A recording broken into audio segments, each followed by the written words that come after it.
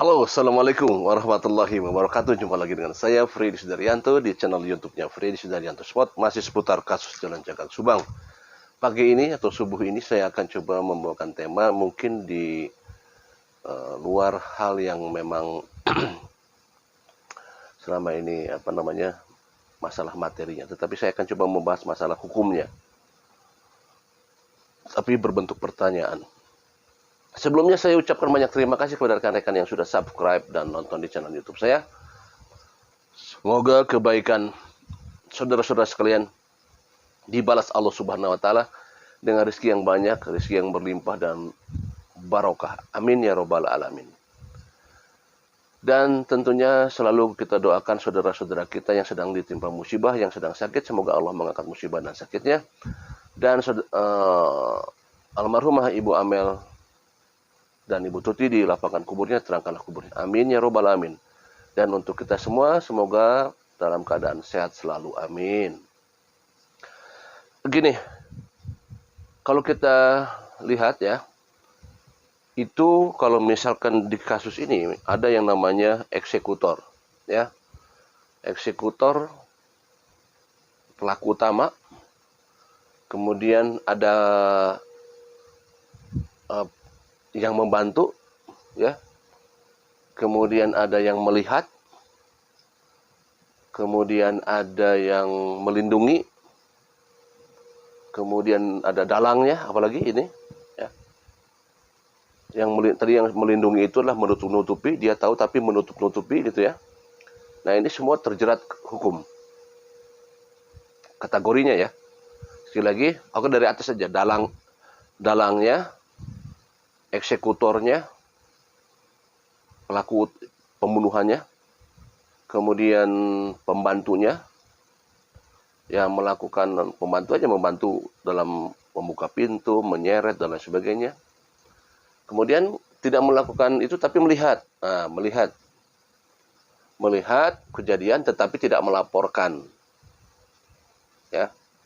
Kemudian melindungi dalam artian berusaha membuat skenario dan lain sebagainya, melindungi supaya yang bersangkutan tidak terindikasi sebagai pelaku. Jadi melindungi. Ini semua kena jeratan hukum. Walaupun memang berbeda-beda dari berapa lama dia dihukumnya. Nah, tetapi ada pertanyaan dari saya. Silakan nanti dijawab kepada rekan-rekan yang mungkin ada paham, ya. Yaitu dari yang tadi saya sebutkan, terutama yang masalah melindungi, ya, yang masalahnya melindungi, melihat, tahu kejadiannya, tahu siapa pembunuhnya, ya, pelakunya tahu, tetapi dia melindungi. Nah, melindungi ini dia adalah masih hubungan keluarga. Masih ada hubungan keluarga, terutama hubungan darah. Jadi ada hubungan darah dengan baik korban ataupun pelaku. Jadi dia melindungi terutama pelaku. Maaf, sekali lagi bukan korban ya, tetapi pelaku. Dia melindungi pelaku. Nah, pelaku ini masih ada hubungan darah. Contoh, misalkan kalau di kasus Subang ini ya, kasus Subang ini misalnya kita ambil contoh, dia melakukan suatu eksekusi ini misalkan gitu ya.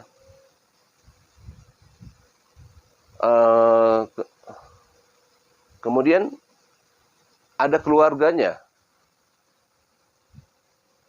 baik itu orang tuanya yang punya talian hubungan darah ya, baik itu orang tuanya, baik itu uak-uaknya, baik itu siapapun yang punya pertalian darah dari pelaku, yaitu misalnya yang tadi saya sampaikan inisialnya, maka ada informasi bahwa yang bersangkutan yang tadi saya sebutkan tidak bisa dijerat hukum, walaupun dia melindungi. Padahal tadi saya sampaikan di awal mengatakan bahwa siapapun yang melindungi, melihat, kemudian kasus daripada ini, tetapi kalau tidak melaporkan kepada pihak kepolisian, dianggap bekerja sama dan itu akan kena jeratan. Nah, tetapi ada yang bilang bahwa kalau misalkan orang yang tadi bilang melihat, kemudian melindungi, ya, dia tahu kejadiannya, siapa yang melakukannya, tahu kejadiannya, tapi dia diam saja dan dia malah melindungi, membuat skenario-skenario. Nah, ini tidak akan terjerat hukum katanya, karena ada masih hubungan talian darah dengan pelaku. Katanya dianggapnya ini melindungi daripada keluarga. Nah, saya pengen tahu nih, barangkali ada tanggapan dari rekan-rekan sekalian, sahabat sekalian yang memang mungkin mengerti hukum, ya. Tadi berkaitan dengan kalau orang ini ada ikatan darah, katakanlah anak dan orang tua, ya, atau orang tua dan anak, atau orang tua dan kalau hubungan darah gimana ya, anak dan uak-uaknya misalkan, ya, yang dari hubungan orang tua ibunya misalkan, ya, masih ada perantarian darah. Nah, dia melindungi, dia mungkin membuat sesuatu banyak skenario dan lain sebagainya supaya si yang bersangkutan, pelaku yang dituduhkan, supaya tidak terjerat hukum.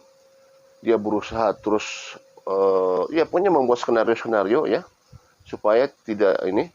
Nah, ini kan melindungi.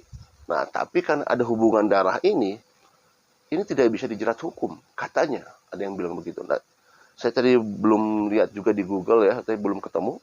Tapi barangkali nanti ada yang bisa menjawab, mangga silahkan komentar di bawah ini, ya. Bahwa, nah, tetapi memang kalau dilihat, ya,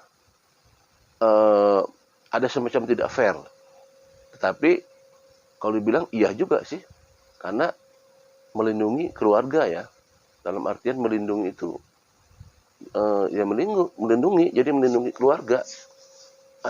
Tapi sepintas seperti nggak fair gitu, ya.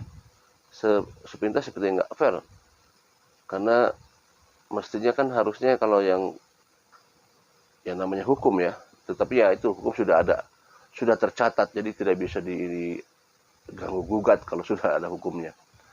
Nah, inilah materi pagi ini, mangga silahkan yang sekiranya mengerti atau ya dapat info dan lain sebagainya, silahkan komentar di bawah ini.